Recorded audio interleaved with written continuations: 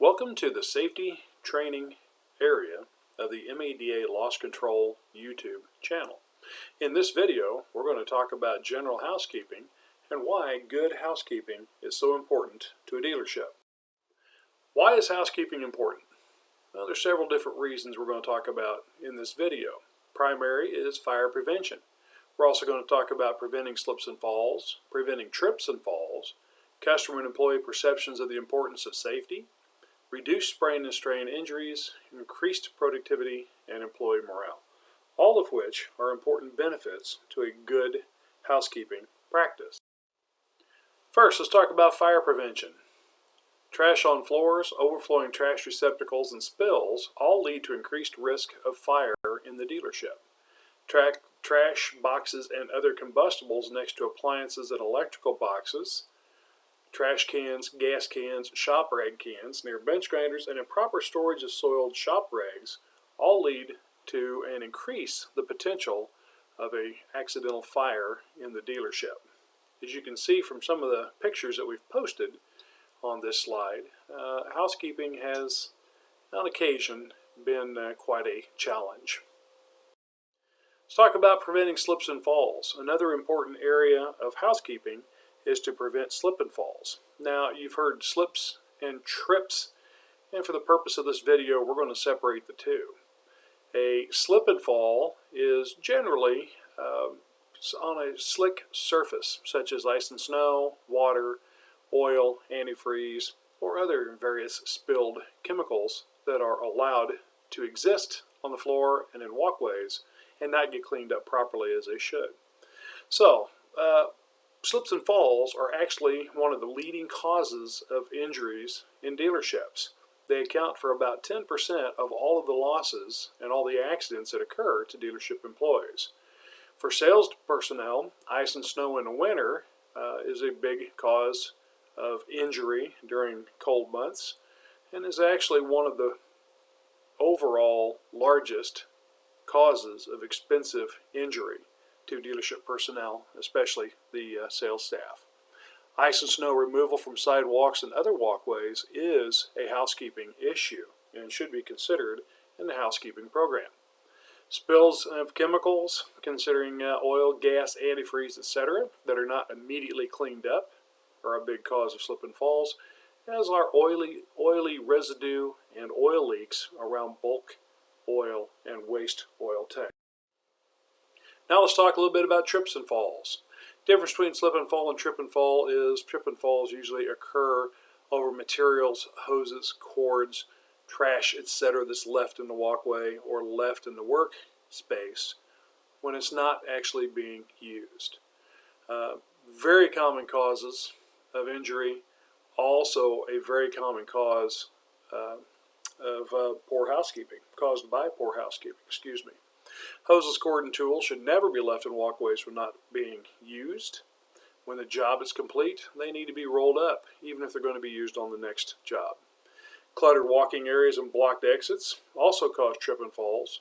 Another thing that we see quite frequently are items stored on stairway treads. Never, ever store anything on a stairway. Go ahead and take it all the way up to where it goes or place it somewhere else, but don't block a stairway for somebody to come down, step on it, and fall if they didn't see the material on the stairway when they were coming down with something in their hands. And the last thing in this category is watch for holes in the floor. Drain covers bent, broken concrete, etc. That should be included in the housekeeping portion also of the housekeeping program is to look for floor conditions, walkway conditions, drain covers missing, center floor drains bent, etc. Okay, a few strategies to improve housekeeping in your work area. When done with one vehicle repair, take a moment to pick up the tools, roll up your hoses and cords, and sweep your bay if needed before bringing in the next vehicle. Don't leave spills on the floor either. We see a lot of spills on the floor. Technicians tell us that they're going to clean it up at the end of the day. We usually tell them that nobody slips and falls at the end of the day when everybody goes home. So just take a couple minutes before you bring the next vehicle in your bay to go ahead and just pick up the tools and clean up the spills. If you're in a detail shop, don't just blow trash out of a vehicle and leave it on the floor. Hit the trash can instead. This is actually very common. We see this in a lot of detail shops.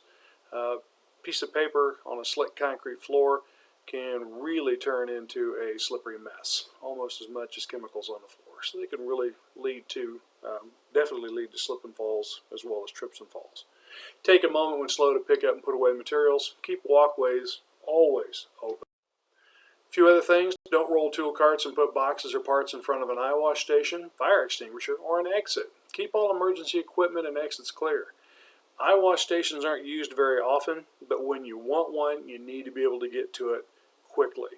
And I understand it gets out of sight and out of mind. It's easy to roll tools over there, set a box in front of it. Next thing you know, we got several materials in front of the eye wash, and somebody that needs to use it won't have clear access and can't get to it easily. So make sure to keep all the safety equipment in the shop clear and accessible for at least 3 feet in all directions. Store parts and materials properly on benches and shelf. Don't pile where they can fall. Separate flammable and combustible materials from sources of ignition, and store materials where they don't hang off the shelves into walkways when possible.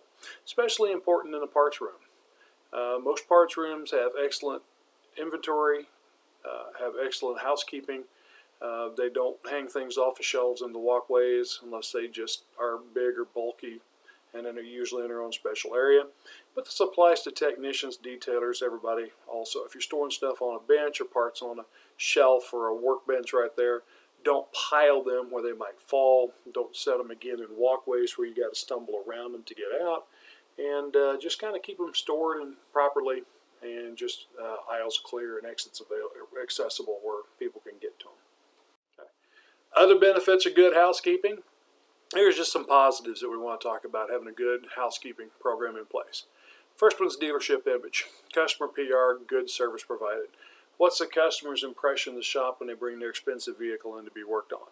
If they see excellent housekeeping, it's certainly going to mean something different to them than if they bring a $70,000 truck in and see oil on the floors and footprints everywhere and that kind of stuff. So it's just good PR. Improve productivity and morale. You'll feel better working in a clean area, and you might actually be able to find a tool that you need. And that's just kind of how that is. We see that a lot. I think the technicians are a little more productive, a little better morale if they're not stumbling over things and slipping and trying not to fall when they step in antifreeze on the floor and stuff like that. So just good housekeeping is a great practice, and there's just a lot of benefits to it. So other things: less chance of a sprain and strain injury to your back, knees, or other parts from slipping and trying to catch yourself even if you don't fall.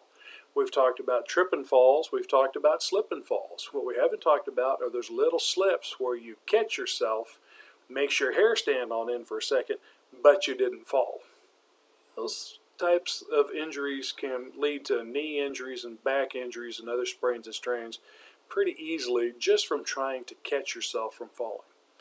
And also, the last obvious benefit we're going to talk about today is way less chances of tripping, falling, and hitting your head on the corner of a toolbox. I think we can all agree that would be a good thing. Yes? Okay. In conclusion, practicing good housekeeping in your own work area. Don't throw is important. Don't throw trash on the floor. Keep your tools picked up and clean up spills when they happen.